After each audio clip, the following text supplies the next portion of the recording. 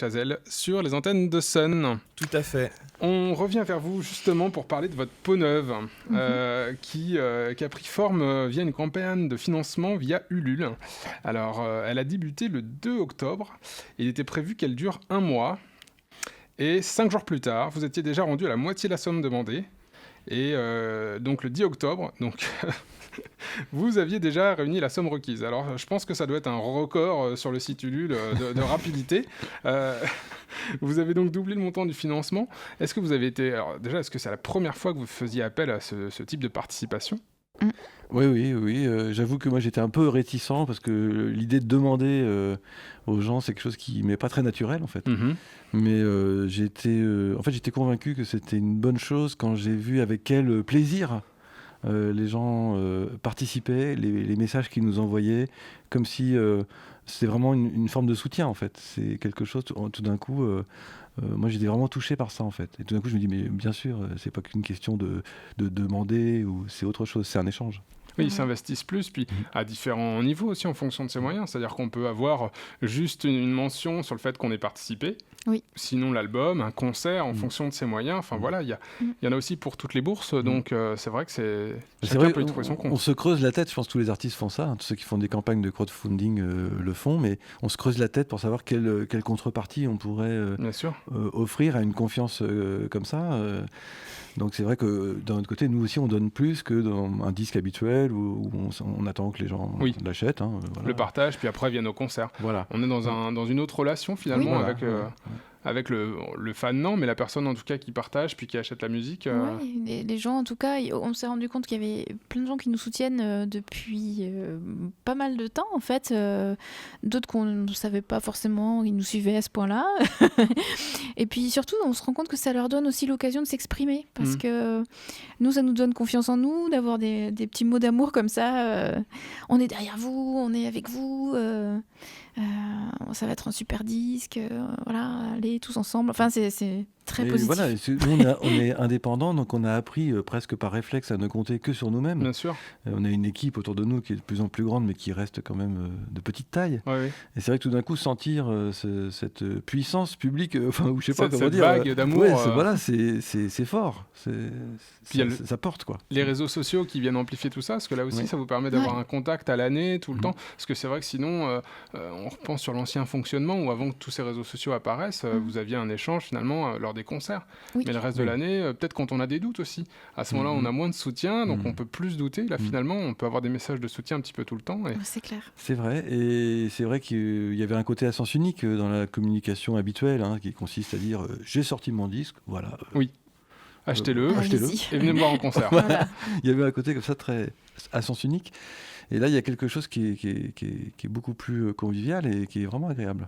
Humainement, est-ce que ça change le rapport au public sur scène où on se dit, tiens, on a peut-être des contributeurs qui sont là ou... J'y ai pas encore pensé. Non, moi non plus, j'y avais pas pensé.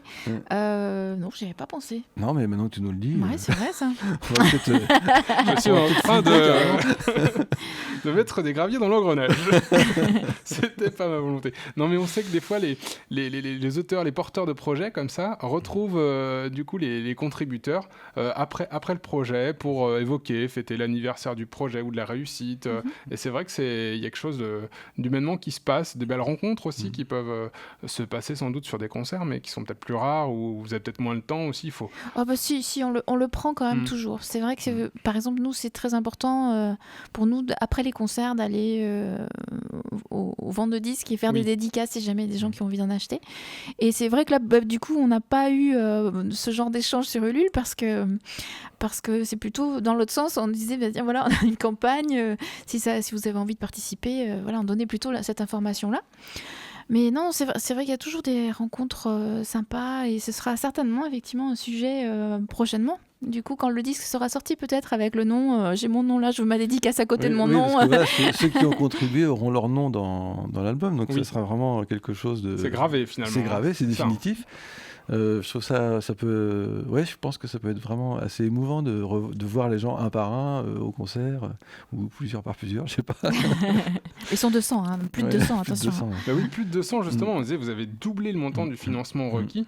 Alors, l'argent initial, il devait vous permettre finalement de faire quoi? C'était du mixage Et oui, on devait finir, ça devait servir à terminer l'album. C'est toujours une phase un peu chère, tout ça, le mixage, le mastering, etc.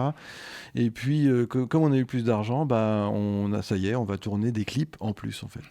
Et pour nous, c'est très important parce que c'est vrai qu'aujourd'hui, juste la musique, sans images, c'est un petit peu difficile à véhiculer, notamment sur Internet. Bien sûr. Donc, quand on a la possibilité de faire un petit film, un clip ou une animation, n'importe quoi, mais qui soit bien fait, parce que nous, on tient quand même à ce que ça soit pas trop bricolo, quoi.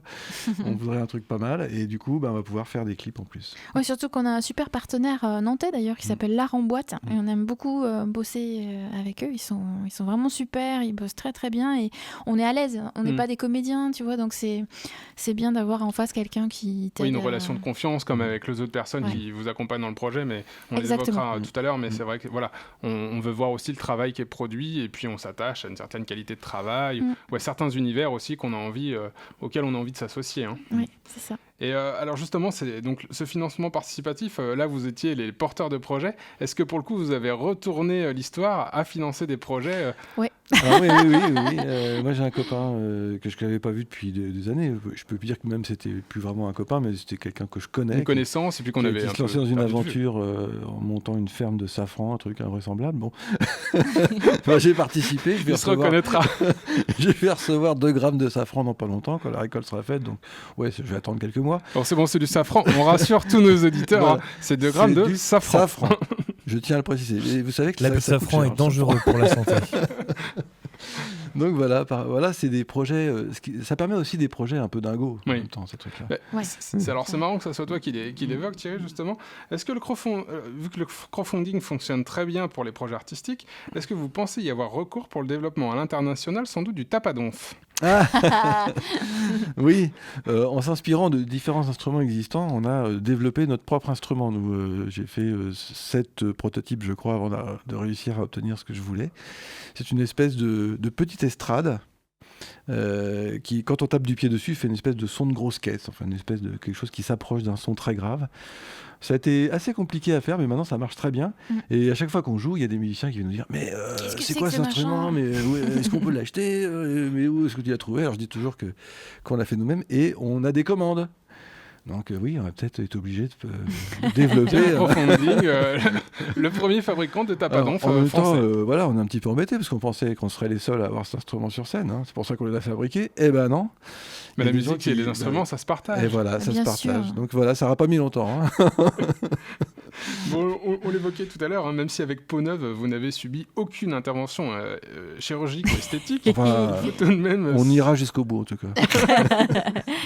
Il faut tout de même souligner le travail chirurgical d'Arnaud Lame sur les photographies liées au projet qui sont très très belles. Oui. Là aussi, comment vous avez connu Arnaud et son travail? Par une amie qui était son agent en fait. Donc et qui disait depuis des années, il faudrait que tu travailles avec notre agence. Et nous on disait mais non, on n'a pas les moyens. Ouais. C'est vrai que des photographes comme ça renommés, ça coûte cher tout de suite. Hein, donc c'était quelque chose qu'on s'interdisait. Et puis quand on a travaillé avec lui, évidemment on a vu la différence de qualité. Et puis ça c'est un petit message que je glisse aux artistes comme ça, mais un beau visuel, ça passe plus facilement dans le journal, et sur les plaquettes et tout ça. Bien sûr. Donc c'est vrai que c'est une aide. Puis même pour les gens qui peuvent des fois pas vous connaître, une belle affiche qui inspire, qui donne envie, et on va avoir envie d'aller découvrir. À l'inverse, c'est vrai que si on a juste un nom de groupe qui en plus ne doit pas évoquer grand chose, des fois, il y a une retenue. Et là, c'est vrai. Alors, j'invite tout le monde à aller voir sur le site d'Arnaud Lame. Il y a toutes ces photographies. Ah, oui. Moi, je le connaissais pas. Alors, son nom m'évoquait rien. Par contre, je connaissais son travail puisqu'il avait réalisé la photo de Théodore Paul et Gabriel pour leur tournée. Qui est super. C'est une super belle photo aussi. Parfait, c'est un spécialiste des portraits en noir et blanc. Complètement. Il a très beau, énormément de beaux portraits. C'est vraiment son truc. Il a même photographié David Lynch. Enfin, il y a des gens. Ouais, des copains à nous. Quoi. Vous faites pas tâche dans le paysage. Ça va, merci. Je sais pas si ça sera dans le bouquin, mais bon, on verra. Vous êtes déjà sur le site, en tout tout cas. Justement, visuellement, le projet a une très belle identité. Quand vous l'avez contacté, est-ce que vous avez défini les contours avec lui ou justement, par son travail que vous aviez vu, vous lui avez fait une totale confiance En fait, il y a un truc ce qui est relativement complexe quand on est un duo homme-femme, c'est qu'il faut éviter de tomber dans la photo de mariage. Hein. Oui. C'est ça, en fait, en gros, le truc. Hein. Il faut trouver une photo un petit peu comme faisait Rita Mitsuko, qui avait toujours des très bonnes idées de photos, en tout cas, qui faisait appel à des photographes très bons pour ça. Voilà, il faut trouver un angle, il faut trouver une façon de photographier un couple. Et c'est vrai que nous, c'est ça auquel on est attentif, en fait. Souvent, on arrive avec des propositions quand même. On a des idées, justement. Pour Peau Neuve, on avait envie qu'on voit vraiment nos peaux, donc qu'on soit ou de vraiment très près, ou qu'on s'amuse à tirer sur nos peaux mutuellement pour faire des trucs bizarres. Et donc, voilà, ça a un petit peu joué là-dessus. La seconde peau aussi, il y a une série de photos avec des toiles, en fait, de vêtements qui ont été portés comme des vêtements. Donc, et du coup, c'était un peu ça, la seconde peau cousue sur soi. Il y avait plein de trucs comme ça qu'on a amenés. Et puis, il est joueur, Arnaud, hein, donc il était d'accord. Oui, il vous a bousculé et puis il a été chercher ce qu'il pouvait tirer de vous aussi pour mettre en valeur le projet. Hein. Voilà, exactement. On évoquait forcément donc, les personnes qui participent au projet. Un petit mot sur la mise en scène avec François Pilon et Fred Radix. Ah oui.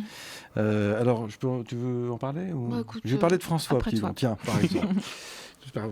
D'accord. On a eu 2 metteurs en scène parce que Fred est un homme très occupé, un excellent metteur en scène et un ami de surcroît. Et il avait conçu le spectacle dans son ensemble. Mais nous, on a rencontré un problème, c'est qu'on s'est débarrassé des pieds de micro. Donc on s'est retrouvé avec des micros comme ça. Sans fil. Sans fil. Oui. Et on se retrouvait comme des imbéciles sur scène. On ne savait pas où se mettre, on ne savait pas comment s'adresser au public et tout ça. Et donc, on a occupé l'espace, hein, finalement. Occuper l'espace, être vraiment à l'aise. Maintenant, je te rassure, ce problème est réglé. Mais au début, c'était vraiment très difficile. Et on a eu l'idée de demander à notre prof de clown, on avait fait un stage de clown il y a quelques années. On aime bien les stages. On aime bien les stages, oui. De venir nous bousculer un peu et puis trouver des solutions pour nous, quoi. Donc on a travaillé quelques jours avec lui sur un plateau et c'était extraordinaire tout ce qu'on a pu trouver grâce à lui. C'est un petit peu comme de l'expression théâtrale finalement. Voilà. Oui, par le corps là, pour le coup. Tout ce qui passe par le corps. Effectivement, c'est facile d'être derrière un micro parce qu'on sait que c'est là qu'on va chanter. Oui. Et puis si on reste planté derrière, personne ne nous en voudra. Oui, c'est vrai que dans l'idée, on peut se dire, il y a une expression comme ça, se cacher derrière le micro. Alors ça peut paraître abstrait forcément pour certains, mais c'est vrai qu'on peut se protéger un peu derrière le micro. Voilà, on voit à travers forcément, mais bon, il représente quelque chose, le fait qu'il soit plus là. Ça donne une verticalité, une intention, on sait que c'est là. Bon. Ouais. Voilà. Donc là, il a fallu qu'on bosse là-dessus. Dans Peau Neuve, il y a tout ça, toutes ces innovations, des nouveaux instruments, une nouvelle façon de chanter, de se présenter au public. Et la dernière innovation qu'on a eue, c'est qu'on a vidé complètement le plateau pour laisser place à la lumière. Voilà. Et bon, justement, la lumière. Ah oui, la lumière, c'est Éric Planchot qui a fait les lumières qui sont... sublime. Franchement, j'ai pas d'autres mots pour les qualifier. D'ailleurs, c'est un très beau mot déjà. Ouais, ça fait envie. Sublime, c'est pas mal. Sublime, divine, tout ce qui est en in. Voilà, c'est pas mal. Et en fait, je ne fais qu'en plus redire ce que disent les gens qui viennent voir le spectacle parce qu'il a fait un boulot vraiment magnifique. Vraiment très très beau. Comme le plateau est dépouillé, la lumière prend sa place, mais sans être écrasante pour nous met vraiment en valeur, je pense. Alors, d'ailleurs, on s'est amusé à ça pendant nos résidences lumière, c'est qu'on est allé en fait dans la salle et il nous a fait en fait le spectacle avec Fred Radix qui était donc qui jouait Thierry Chazelle et Florian Chauvet qui fait le son magnifiquement bien aussi qui jouait mon rôle. Donc ils nous ont fait un filage comme ça. Oui, c'est vrai que vous, pour voir le projet visuellement, c'est pas évident. Ou alors faut vous filmer et puis vous rendre ça, mais c'est ça, mais ça rend pas. Ça rend jamais aussi bien. Du coup, même si c'était pas nous, ça donnait quand même une idée et franchement, je trouve ça très très beau. Vraiment. Oui, parce que je crois qu'on le voit aussi de plus en plus. Enfin, tout cet aspect mise en scène, de la lumière, de l'univers dans lequel on rentre est de plus en plus prégnant dans les concerts et on attache beaucoup plus d'importance aussi. C'est vrai. Puis nous, on avait joué à Avignon aussi l'année dernière et c'est vrai que on a vu plein de spectacles qui sont pluridisciplinaires, où vraiment c'est féerique en fait. Tout ce qui est proposé à Avignon.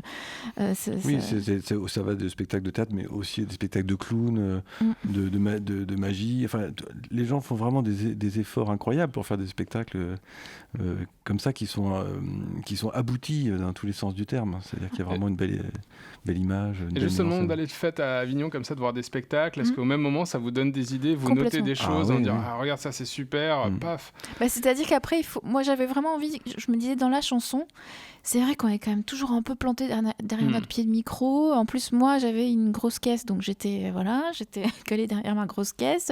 J'avais ma basse dans la femme orchestre. Donc il y a un moment, je crois qu'une des choses dont j'avais envie finalement, c'était de bouger, la liberté. C'est vrai que c'était le maître mot de notre création. On s'est dit il faut de la liberté. T'avais pas opté à l'époque pour le tapadonf?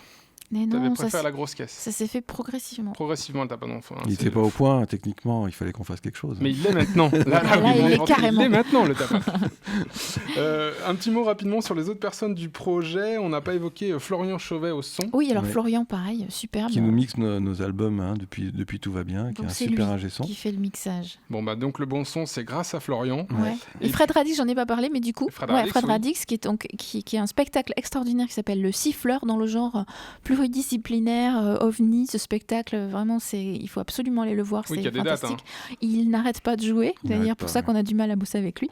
C'est un chanteur donc et siffleur et comédien extraordinaire. Voilà, on a été très chanceux de pouvoir bosser avec lui. Donc ça c'était Fred Radix et puis François Pinon à la mise en scène et puis sinon à la direction artistique Jérôme Rousseau dit Ignatus. Oui. Jérôme, il faut que j'en parle de lui aussi. Alors Jérôme, c'est un artiste formidable qui s'appelle Ignatus, qui est complètement atypique, qui est ovniesque lui aussi. Et il nous fait nous avons la chance de l'avoir comme directeur artistique, c'est-à-dire qu'en gros, c'est lui qui nous empêche de sortir des mauvaises chansons. Alors, c'est un boulot à plein temps. Donc on lui envoie des trucs. Et là, il dit « Ouh là là, ça peut... Ça faut carrément... ça peut à la poubelle. Ça, vous pouvez les laisser ça, vous le gardez pour vous. Enfin, toi, surtout, il dit ça. Parce oui, que c'est vrai. C'est vrai. Il faut bien reconnaître. Bravo, Lily. C'est vrai qu'il jette beaucoup de choses de moi. Ça, c'est génial. Ou alors ça, il faut retravailler ça et ça. Et pour ce projet-là, on a été particulièrement dur avec nous-mêmes, puisqu'on a dit « Bon, alors, Jérôme, sur cet album-là, tu nous fais pas de cadeau, d'accord ?» Donc, on a écrit 38 textes. Et il en a jeté donc 27 quand même. Ça fait quand même qu'il en reste que 11. Qu'est-ce qu'on fait justement de ces textes oubliés? Est-ce qu'on les oublie temporairement? On se dit, je les laisse dans une pochette et je les rouvrirai plus tard? Alors, quand on est auteur de variété, on les refile à des chanteurs, tout ça. Mais nous, on fait pas, on fait pas ça. Non, ce qui se passe, c'est qu'on a toujours l'impression qu'on va pouvoir les garder. Mais en fait, non. Oui.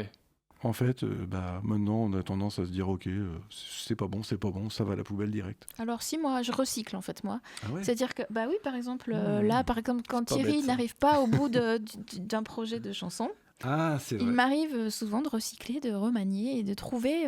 après, c'est plus la même chanson. C'est-à-dire... puis on arrive avec un nouvel œil. Finalement, peut-être une autre idée aussi qui peut s'adapter, puis on repart sur autre chose. J'ai des dans obsessions, ce cas-là, il y avait moi. une phrase qui était bien et j'y arrivais pas. Donc elle a pris cette phrase et elle est en train d'y arriver. Je suis en train.